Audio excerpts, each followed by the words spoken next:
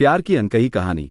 सपनों की नगरी मुंबई की हलचल भरी जिंदगी में एक शांत सा कैफे था जहां हर शाम एक युवक आता था। उसका नाम था आरव। उसकी आदत थी कि वो हर शाम एक कप कॉफी लेकर खिड़की के पास बैठता और बाहर की भीड़ भाड़ को निहारता। उसका दिल बड़ा था, लेकिन उसमें एक खालीपन था, एक अधूरी चाहत। एक दिन जब वो अपने पसंदीदा कैफे में बैठा था, अचानक दरवाजे की घंटी बजी और उसकी नजरें दरवाजे की तरफ गईं।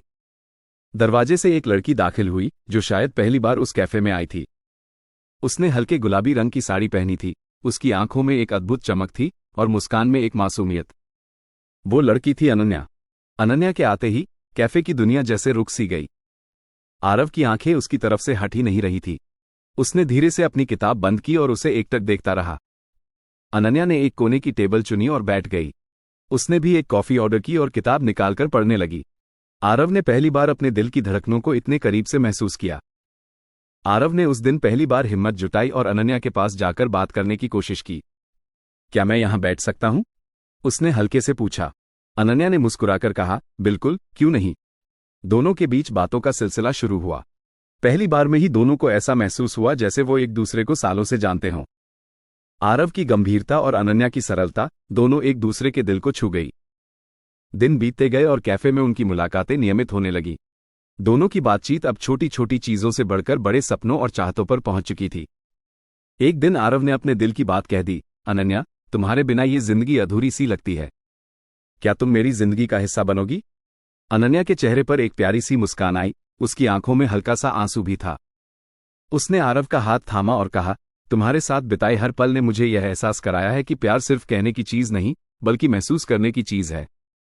हाँ, मैं तुम्हारे साथ हर पल बिताना चाहती हूं। और यूं ही आरव और अनन्या ने अपनी जिंदगी की नई शुरुआत की। आरव और अनन्या की प्रेम कहानी तेजी से आगे बढ़ रही थी। वे हर दिन एक दूसरे के करीब आ रहे थे। कैफे अब सिर्फ एक जगह नहीं रह गया था, बल्कि उनकी दुनिया का केंद्र बन गया था। वे घंटों बातें करते, हंसते और एक दूसरे की आंखों में खो जाते। एक दिन अनन्या ने आरव को बताया कि उसे एक नए शहर में नौकरी मिल गई है। उसे शहर छोड़कर जाना होगा। आरव के लिए यह खबर किसी सदमे से कम नहीं थी। वो अनन्या के बिना अपनी जिंदगी की कल्पना भी नहीं कर सकता था।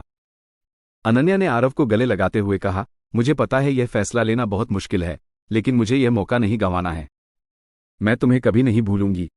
आरव ने अनन्या को जाने दिया, लेकिन उसका दिल टूट गया था। दिन रात वह अनन्या को याद करता रहा। उसने कैफे जाना बंद कर दिया और खुद को कमरे में बंद कर लिया। कुछ महीनों बाद अनन्या ने आरव को एक पत्र लिखा। पत्र में उसने आरव से माफी मांगी और बताया कि वह उसे कितना याद करती है। उसने ये भी बताया कि उसने एक नया घर खरीदा है और वह चाहती है कि आरव उससे मिलने आए। आरव उस पत्र को पढ़कर रो पड़ा। उसने तुरंत टिकट बुक की और अनन्या के शहर गया। जब वो अनन्या से मिला तो दोनों एक दूसरे के गले लगकर रो पड़े। उन्हें एहसास हुआ कि वे एक दूसरे के बिना रह नहीं सकते। अनन्या ने आरव से शादी करने का प्रस्ताव रखा और आरव ने बिना किसी देरी के हाँ कर दी। उन्होंने एक छोटा सा समारोह किया और शादी कर ली। कई साल बीत गए और आरव और अनन्या एक साथ बहुत खुश थे। उनके 2 प्यारे बच्चे भी हुए।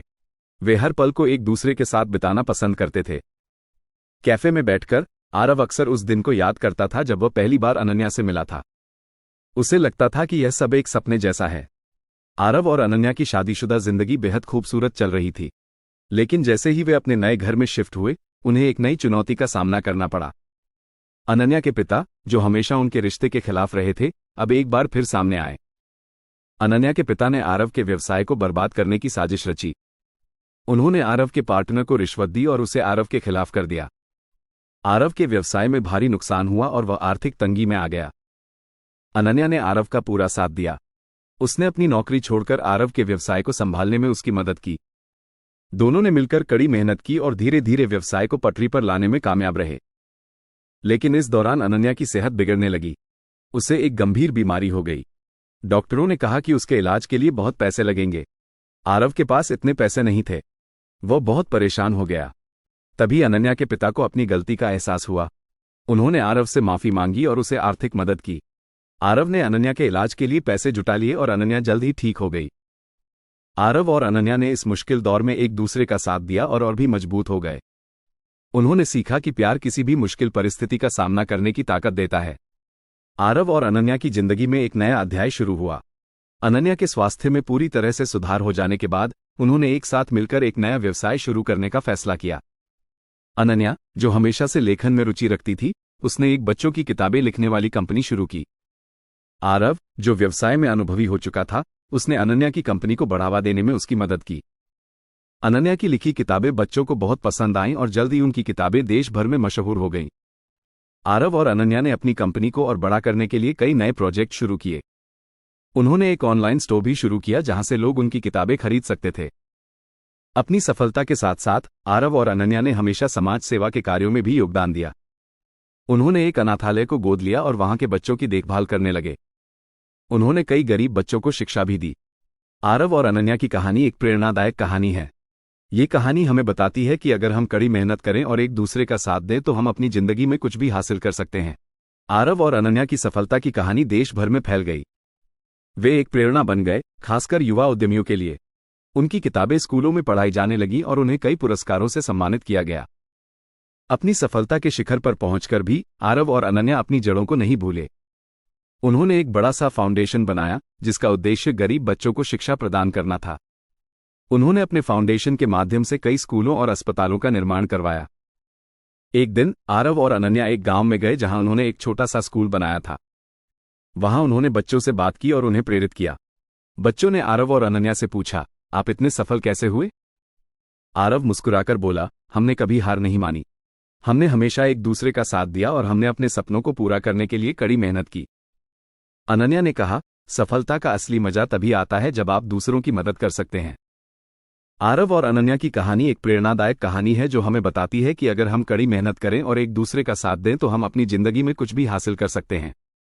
हमें हमेशा दूसरों की मदद करनी चाहिए और समाज के विकास में अपना योगदान देना चाहिए। कहानी का संदेश, कड़ी मेहनत सफलता का कोई शॉर्टकट नहीं है। कड़ी मेहनत ही सफलता की कुंजी है। एक दूसरे का साथ देने से हम किसी भी मुश्किल परिस्थिति का सामना कर सकते हैं। समाज सेवा, सफलता का असली मजा तभी आता है जब आप दूसरों की मदद कर सकते हैं। सपनों को पूरा करना, हमें अपने सपनों को कभी नहीं छोड़ना चाहिए। अगर आपको ये वीडियो पसंद आया तो लाइक जरूर करें, चैनल को सब्सक्राइब करें और अपने दोस्तों के साथ शेयर करना ना भूलें। आपकी एक छोटी सी मदद से मैं और बेहतरीन वीडियो बना सकता हूं।